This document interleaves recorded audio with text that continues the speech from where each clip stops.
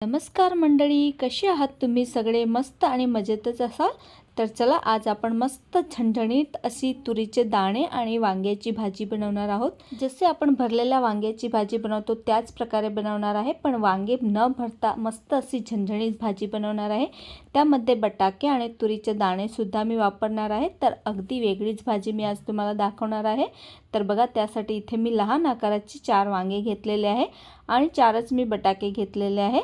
बटाट्याला अशा प्रकारे मी काप करून घेतलेले आहे। बघा, 2 काप आपल्याला करून घ्यायचे आहे। वांग्याला मात्र नंतर काप करूया, कारण वांगे लगेचच काळे पडायला लागतात, म्हणून आपण ह्याला आधी काप नाही करायचं, नंतरच आपण काप करूया।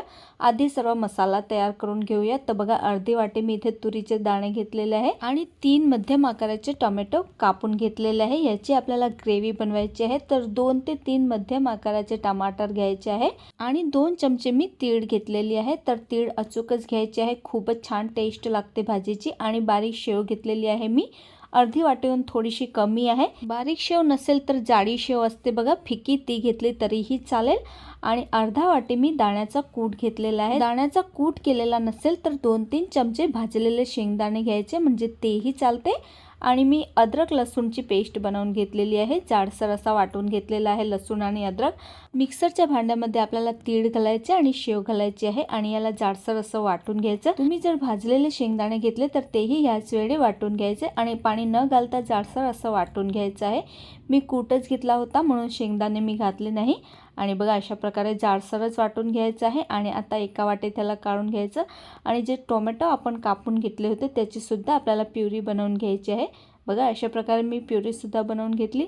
आता या स्टेजवरती आपल्याला भाजी करायची आहे, तर आता आपल्याला वांगे कापून घ्यायचे आहेत। तर आधी शेवटचे देठ थोडे थोडे काढून घ्यायचे आणि एक उभा आणि एक आडवा काप मारायचा आहे वांग्याला। आणि अंदरून सुद्धा पाहून घ्यायचं वांगे खराब तर नाही ना। बऱ्याच वेळा काय होते, बाहेरून तर वांगे खूपच छान आणि सुंदर दिसतात, पण आत पाहिलं तर किडकी असतात, म्हणून वांगे नीट पाहून घ्यायचे आहेत। आणि 4ही वांग्याला आपल्याला काप करून घ्यायचे आहे। बटाट्याला तर आधीच आपण काप करून ठेवलेले आहे। आता एका कढाईमध्ये 2 ते 3 चमचे तेल घालायचे आणि तुरीचे दाणे यामध्ये मस्त धुवून घालायचे आहे। पूर्ण पाणी निथरल्यानंतरच घालायचं आणि याला चटके पडेपर्यंत मस्त भाजून घ्यायचे आहेत तुरीच्या दाण्याला।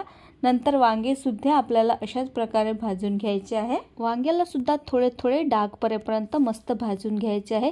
वांगे भाजल्याने आपण कुकरमध्ये जेव्हा घालतो तेव्हा लवकर भाजले जातात, म्हणजे भाजी लवकरच शिजली जाते, म्हणून वांगे सुद्धा आपल्याला अशा प्रकारे भाजून घ्यायचे आहे। नंतर बटाटे सुद्धा यामध्ये घालायचे आणि बटाट्याला सुद्धा असेच थोडा रंग बदलेपर्यंत भाजून घ्यायचे आहे।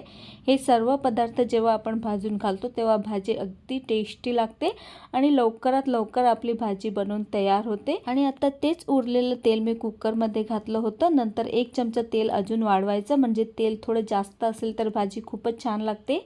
मग मोहरी आणि जिराची फोडणी द्यायची। मग यामध्ये 2 लविंग, 2 मिरी आणि 1 दालचिनीचा तुकडा घालायचा आणि टमाटरची प्युरी जी आपण करून ठेवली होती ती घालायची। मग अद्रक लसूणची पेस्ट घालायची आणि सुके मसाले घालायचे। तर इथे मी 1.5 चमचा लाल मिरची घेतलेली आहे, अर्धा चमचा हळद घेतलेली आहे, 1 चमचा गरम मसाला आणि 1.5 चमचा मी धणेपूड घेतलेली आहे। आणि सर्व मसाले आपल्याला मस्त भाजून घ्यायचे आहे। थोडंसं पाणी घालून याला मस्त भाजून घ्यायचं आहे तेल सुटेपर्यंत। थोडा वेळ याला झाकण ठेवून भाजू द्यायचं, म्हणजे मस्त तेल सुटे। बघू शकता मस्त मसाले आपले भाजलेले आहे आणि मसाल्याचा सुगंध अगदी घरभर पसरलेला आहे। मग आपल्याला तुरीचे दाणे, वांगे आणि बटाटे आणि जो आपण जाडसर वाटलेला शेव आणि शेंगदाण्याचा कूट वगैरे वाटला होता तो सुद्धा घालून द्यायचा। मग यामध्ये आपल्याला गरम पाणी घालायचं आहे। मस्त मिक्स केल्यानंतर ती क्लिप माझ्याने थोडी डिलीट होऊन गेली म्हणून घेता आली नाही। 1.5 चमचे मीठ घालायचं, 1 ग्लास मी गरम पाणी घातलं होतं।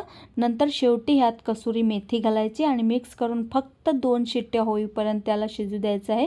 वांगे बटाटे आपण आधीच भाजले होते म्हणून शिजायला जास्त काही वेळ लागत नाही, 2च शिट्टीत भाजी मस्त बनवून तयार होते। भाजी शिजल्यानंतर भरभरून अशी मस्त कोथिंबीर घालायची आणि मस्त आपली रस्स्यावाली भरलेल्या वांग्याची भाजी न भरता बनवून तयार झालेली आहे। आणि असा काही बेत होता आजचा आमचा संध्याकाळचा। आणि बाजरीच्या भाकरी सोबत तर अप्रतिम अशी ही भाजी लागते, तुम्ही एकदा नक्कीच बनवून बघा। आणि तुम्हाला ही रेसिपी कशी वाटली मला कमेंट करून नक्की सांगा। आणि व्हिडिओ जर आवडला असेल तर व्हिडिओला लाईक करा, शेअर करा आणि चॅनलला देखील सबस्क्राईब करा। भेटूया पुढच्या रेसिपीमध्ये, बाय।